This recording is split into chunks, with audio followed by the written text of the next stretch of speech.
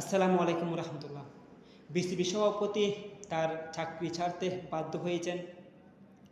তো চাকরি ছাড়ার পর আইসিসির কাছে তিনি চিঠি পাঠিয়েছেন, যাতে আবারও সেই চাকরিটি ফিরে পায়, আবার যেন সেই মহা শক্তিশালী চেয়ারটা তিনি ফিরে পায়। তার জন্যই আবেদন করেছে। কারণ যদি বাংলাদেশ সরকার যদি বিসিবি সভাপতিকে যদি চাপ দেয়, সরে যেতে বাধ্য করে, তাহলে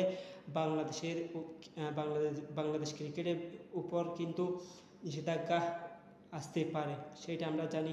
কারণ আমরা শ্রীলঙ্কার বিপক্ষেও দেখেছি, জিম্বাবুয়ের বিপক্ষে দেখেছি, তাদের রাজনীতির কারণে কিন্তু তাদের ক্রিকেট বোর্ড ভেঙে চুরমার হয়ে গেছিল, নিষেধাজ্ঞা জারি করেছিল আইসিসি।